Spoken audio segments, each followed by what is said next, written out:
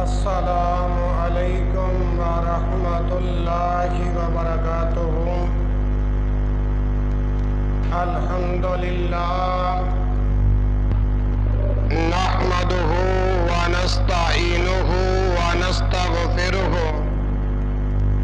ونعوذ باللہ من شرور انفسنا ومن سیئات اعمالنا من يهده الله فلا مضل له ومن يضلل فلا هادي له وأشهد أن لا إله إلا الله وحده لا شريك له وأشهد أن محمدًا عبده ورسوله أما بعد فإن خير الحديث كتاب الله وخير الهدي هدي محمد صلى الله عليه وسلم وشر الأمور محدثاتها وكل محدثة بدعة وكل بدعة ضلالة وكل ضلالة في النار۔ يا أيها الناس اتقوا ربكم الذي خلقكم من نفس واحدة وخلق منها زوجها وبث منهما رجالا كثيرا ونساء واتقوا الله الذي تساءلون به والأرحام إن الله كان عليكم رقيبا۔ يا أيها الذين آمنوا اتقوا الله وقولوا قولا سديدا يصلح لكم أعمالكم ويغفر لكم ذنوبكم ومن يطع الله ورسوله فقد فاز فوزا عظيما۔ يا أيها الذين آمنوا اتقوا الله حق تقاته ولا تموتن إلا وأنتم مسلمون۔ اللهم صل على محمد وعلى آل محمد كما صليت على إبراهيم وعلى آل إبراهيم إنك حميد مجيد۔ اللهم بارك على محمد وعلى آل محمد كما باركت على إبراهيم وعلى آل إبراهيم إنك حميد مجيد۔ سبحانك لا علم لنا إلا ما علمتنا إنك أنت العليم الحكيم۔ رب زدني علما رب زدني فهما رب اشرح لي صدري ويسر لي أمري واحلل عقدة من لساني يفقه قولي۔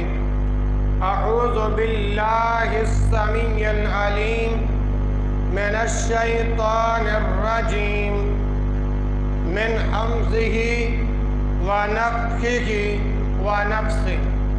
بسم الله الرحمن الرحيم۔ وإذا قيل لهم اركعوا لا يركعون ويل يومئذ للمكذبين فبأي حديث بعده يؤمنون۔ وقال الله تعالى في مقام آخر يا أيها الذين آمنوا إذا تداينتم بدين إلى أجل مسمى فاكتبوا۔ سب تعریفیں اللہ ذوالجلال والاکرام کی ذات اقدس کے لیے ہے، جو اس کائنات کا پالن ہار ہے، مشکل کشا ہے، حاجت روا ہے، بگڑے بنانے والا ہے، غوث اعظم ہے، داتا ہے، گنج بخش ہے، رنج بخش ہے۔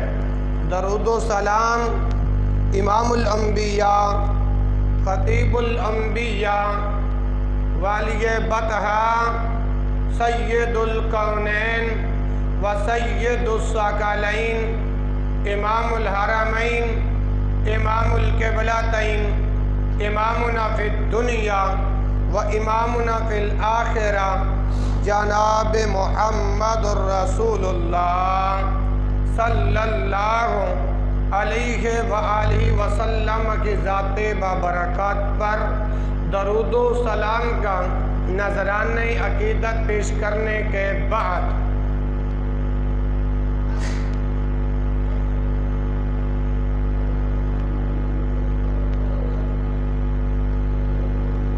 اللہ رب العالمین کے فضل و کرم سے آج 26 اگست 2022 کے خطبہ جمعۃ المبارک کے اندر اللہ میری اور آپ کی حاضری اپنی بارگاہ میں قبول فرمائے، پھر سن سنا کے مالک ذریعہ نجات کا سبب بنا دے، بخشش کا بہانہ بنا دے اور مغفرت کا خزانہ تیار فرما دے۔ جتنے بیمار ہیں میرے سمیت اللہ سبنا کو شفائے کاملہ عاجلہ عطا فرمائے۔ اس کے ساتھ میرے والد محترم بھی بیمار ہیں، اللہ اپنے فضل سے انہیں بھی شفائے کاملہ عاجلہ عطا فرمائے۔ میرے بھائیوں، دوستوں اور بزرگوں، میں نے آج دو آیات کریمہ مختلف حصوں سے، مختلف سپاروں سے، مختلف مقامات سے آپ کے سامنے پڑھی ہیں، اور اسی پر ہی میں چند گزارشات کروں گا۔ آج کی گفتگو جو ہے وہ دو مضامین پر مشتمل ہے۔ ایک میرا مضمون جو چل رہا تھا اگر آج اللہ کی رحمت سے کمپلیٹ ہو گیا تو پھر دوسرے موضوع کو ساتھ ہی اس پر چند گزارشات معروضات عرض کروں گا۔ اللہ رب العالمین قرآن مجید فرقان حمید کے اندر اعلان فرماتے ہیں وَإِذَا قِيلَ لَهُمُ ارْكَعُوا لا یرکعون، جب ان کو کہا جاتا ہے،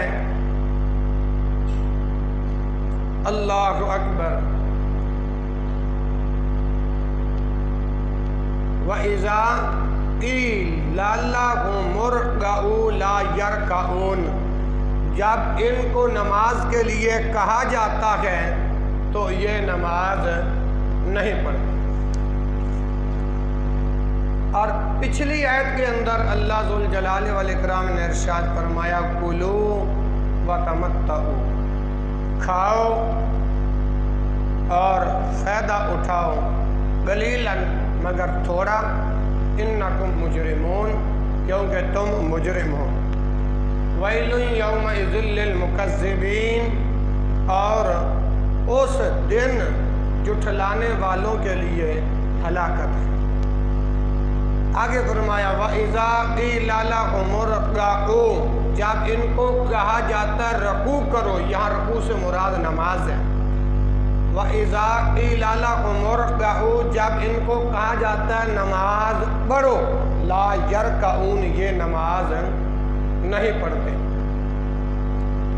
میرے بھائیوں، بندے اور شرک و کفر کے درمیان فرق کرنے والی جو چیز ہے وہ نماز ہے۔ اگر نماز ادا کرتا ہے تو وہ بندہ کافر نہیں، اگر نماز ادا کرتا ہے تو وہ بندہ مشرک نہیں۔ کافر اور مشرک کے درمیان فرق کرنے والی جو چیز ہے بھائیوں، اس کا نام نماز ہے۔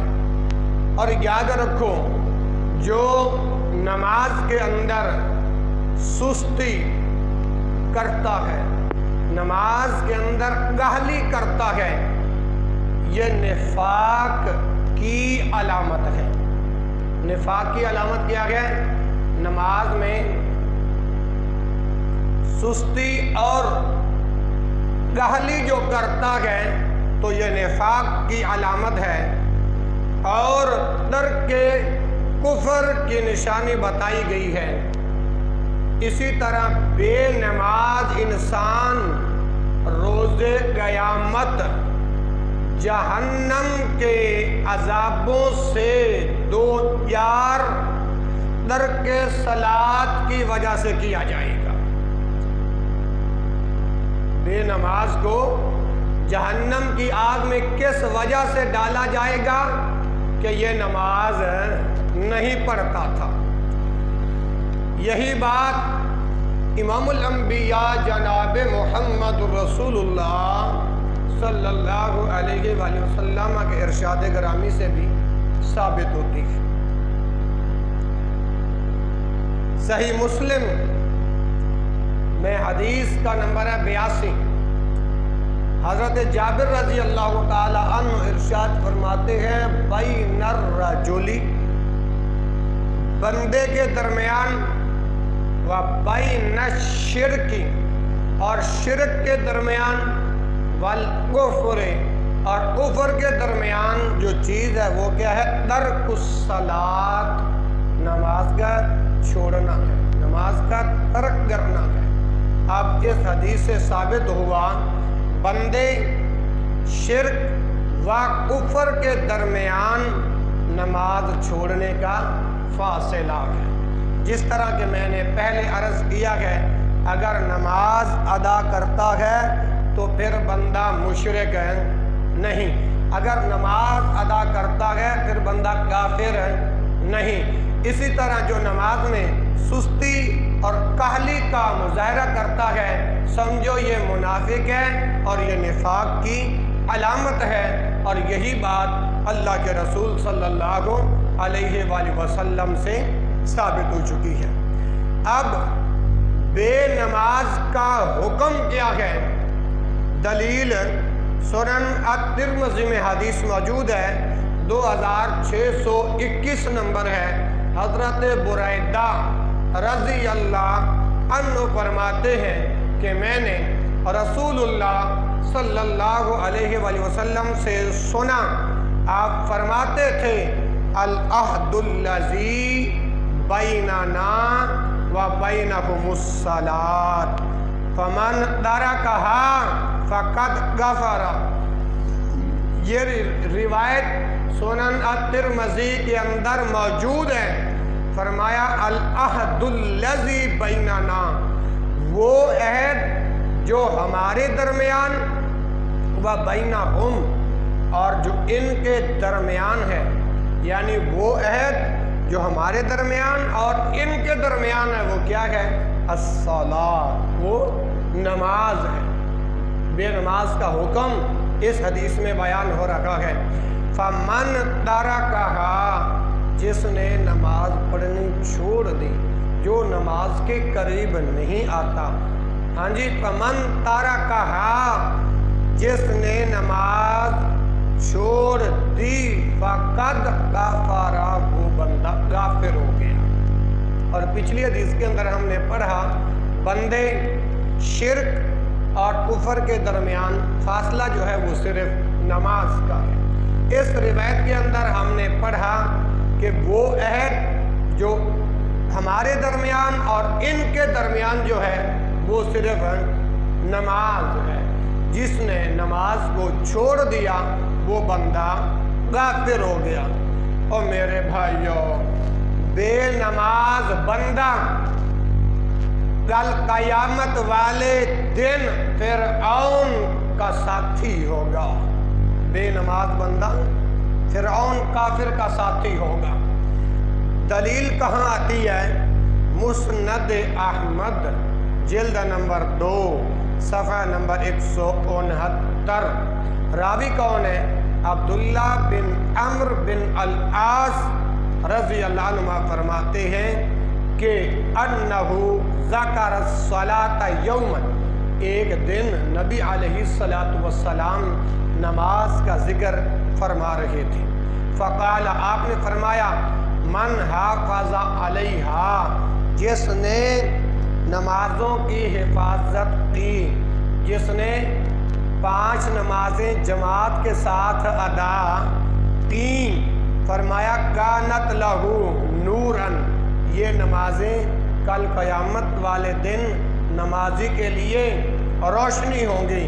اور آگے فرمایا وَبُرْہَانًا، اور جب حساب و کتاب پیش ہونے کے وقت یہ نماز حجت ہوگی۔ اور آگے فرمایا وَنَجَاتًا، اور یہ نجات کا باعث ہوگی، یا بلا نماز نماز نماز۔ اللہ اکبر۔ اور آگے فرمایا وَمَن لَّمْ يُحَافِظْ عَلَيْهَا، جو نمازوں کی حفاظت نہیں کرتا، ٹھیک ہے نا، وَمَن لَّمْ يُحَافِظْ عَلَيْهَا، جو نمازوں کے قریب نہیں جاتا، وَمَن لَّمْ يُحَافِظْ عَلَيْهَا، جو نماز سرے سے ادا کرتا ہی نہیں ہے، نمازوں کی محافظت کرتا ہی نہیں ہے، لم تکن لہ نور، قیامت والے دن نہ ہی اس کے لیے کوئی روشنی ہوگی، ولا برہانا، نہ ہی اس کے لیے حجت ہوگی، ٹھیک ہے، ولا نجاتن، اور نہ نجات کا ذریعہ ہوگا۔ اور جو بات میں نے پہلے عرض کی ہے کہ بے نماز قیامت والے دن فرعون کا ساتھی ہوگا، اب یہ الفاظ اللہ کے رسول حضرت محمد رسول اللہ صلی اللہ علیہ وسلم کے حکم سے ثابت کروں گا۔ فرمایا وَقَانَ يَوْمَ الْقِيَامَةِ، قیامت والے دن یہ بے نماز مع قارون، اس کا حشر قارون کافر کے ساتھ ہوگا، وَفِرْعَوْنَ، فرعون کافر کے ساتھ ہوگا، وَحَامَانَ، اور حامان کافر کے ساتھ ہوگا، وَأُبَيْ بن خلف، اور ابی بن خلف جیسے کفار کے ساتھ اس کا حشر ہوگا۔ کیا مطلب؟ کہ فرعون کافر، ہارون کافر، ابی بن خلف، اسی طرح حامان۔ اس حدیث میں کتنے کافروں کا نام لیا گیا ہے؟ قارون 1، فرعون 2، حامان 3، ابی بن خلف 4، جو ان 4 کافروں کے ساتھ قیامت والے دن جو اللہ فیصلہ فرمائیں گے، جو ان کا حشر ہوگا، انہی لوگوں کے ساتھ بے نماز بندے کا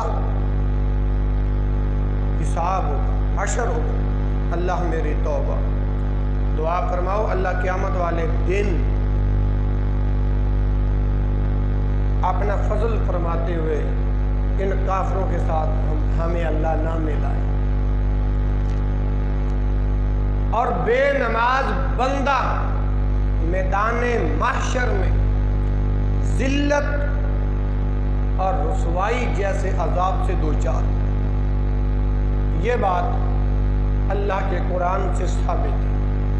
کون سی آیت ہے، کون سی صورت ہے جس کے اندر یہ بات ہے کہ کل قیامت والے دن بے نماز ذلت اور رسوائی میں ہوگا؟ یہ سورۃ القلم آیت نمبر 42 اور 43 کے اندر یہ اللہ ذوالجلال والاکرام کا حکم موجود ہے۔ اور وہ الفاظ اور آیات کون سی ہیں؟ فرمایا یوم یکشف عن ساق ویدعون الی السجود وهم سالمون، خاشعۃ ابصارهم ترہقهم ذلہ وقد كانوا يدعون الی السجود وهم سالمون۔ اب یہ جو آیات پڑھی ہے نا، اب ان کا ترجمہ سماعت فرمائیں۔ یوم یکشف عن ساق، جس دن انڈلی کھولی جائے گی۔ وَيُدْعَوْنَ إِلَى السُّجُودِ اور لوگوں کو سجدے کی طرف بلایا جائے گا۔ یوم یکشف عن ساق جس دن پنڈلی کھولی جائے گی۔ وَيُدْعَوْنَ إِلَى السُّجُودِ اور انہیں اور لوگوں کو سجدہ کی طرف بلایا جائے گا۔ فَلَا يَسْتَطِيعُونَ تو یہ لوگ سجدہ نہ کر سکیں گے، یہ لوگ سجدہ نہ کر سکیں گے۔ میں نے عرض کیا نا کہ قیامت والے دن بے نماز ذلت اور رسوائی میں ہوگا، وہی بات اللہ رب العالمین نے اپنی کتاب قرآن مجید میں ارشاد فرمائی ہے اور بیان فرمائی ہے۔ فرمایا خاشعتن ابصارہم، خوف کی وجہ سے، خاشعتن ڈر کی وجہ سے، ابصارہم ان کی آنکھیں، ترحقہم نیچی ہوں گی، جھکی ہوئی ہوں گی، ذلتن ذلت و ندامت کی وجہ سے ان کی آنکھیں نیچی ہوں گی۔ بے نماز کا یہ انجام ہوگا قیامت والے دن۔ اللہ اکبر اللہ، ان کی آنکھیں ذلت و ندامت کی وجہ سے نیچی ہوں گی، اس لیے وقد کانوا یدعون الی السجود، اس لیے کہ ان لوگوں کو نماز کی طرف بلایا جاتا تھا، ان لوگوں کو سجدوں کی طرف بلایا جاتا تھا۔ اللہ اکبر اللہ، وہم سالمون، وہ صحیح بھی تھے، سالم بھی تھے، تندرست بھی تھے، توانا بھی تھے، ٹھیک بھی تھے، صحیح تندرست ہونے کے باوجود بھی یہ نماز پڑھنے نہیں جاتے تھے۔ بے نماز بندہ قیامت والے دن ذلت، ندامت، رسوائی کے عذاب سے دوچار ہوگا۔ پچھلی روایت کے اندر آپ نے سنا کہ بے نماز کے لیے نہ روشنی ہوگی، نہ برہان ہوگی، نہ دلیل ہوگی، نہ حجت ہوگی۔ آپ نے یہ بھی سن لیا مجھ سے جو میں نے اللہ کے رسول کا فرمان پڑھا ہے، بے نماز بندہ کل قیامت والے دن حامان، فرعون، شداد، ابی بن خلف جیسے کفار کے ساتھ ہوگا، فرعون کے ساتھ ہوگا۔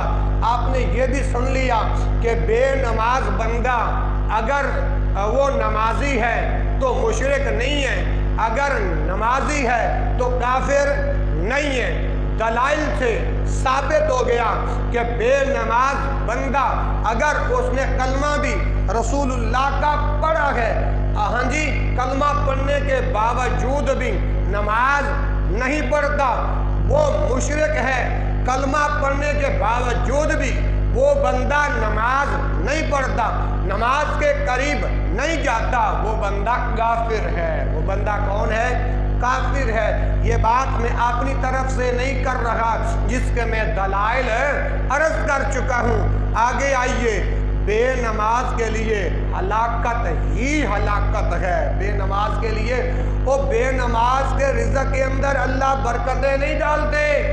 بے نماز بندے کی معیشت کو اللہ تنگ کر دیتے ہیں۔ کہاں لکھا ہے؟ وَمَنْ أَعْرَضَ عَنْ ذِكْرِي فَإِنَّ لَهُ مَعِيشَةً ضَنْكًا، فرمایا جو میرے ذکر سے اعراض کرے گا، جو میرے ذکر سے منہ پھیرے گا، یعنی ذکر کیا ہے؟ اقم الصلاۃ لذکری، اللہ پاک فرماتے ہیں کہ نماز میرا ذکر ہے۔ جب اس کو حی علی الصلاۃ اور حی علی الفلاح کی جب دعوت دی جاتی تھی، آؤ کامیابی کی طرف، آؤ فلاح کی طرف، انہوں نے اٹھا دیا۔ ٹھیک ہے نا؟ ہاں، ہوئے خاکوانی پھر بندہ ستا ہوئے نہیں۔ اللہ اکبر، اللہ اکبر۔ میں عرض کر رہا ہوں کہ بے نماز بندہ جب اعراض کرے گا، اللہ اس کی معیشت کو تنگ کر دے گا، پھر لوگوں کی جیبوں کی طرف نگاہیں ہوں گی۔ آگے آئیے، بے نماز ہلاکت میں ہے۔ کیوں؟ کلو و تمتعو، اللہ کہتے ہیں میں تو تمہیں کھلاتا ہوں، کلو، میں تو تمہیں دیتا ہوں کہ کھاؤ، رزق دیتا ہوں نا، کلو، اور کہتا ہوں وتمتعوا، تھوڑا فائدہ اٹھاؤ۔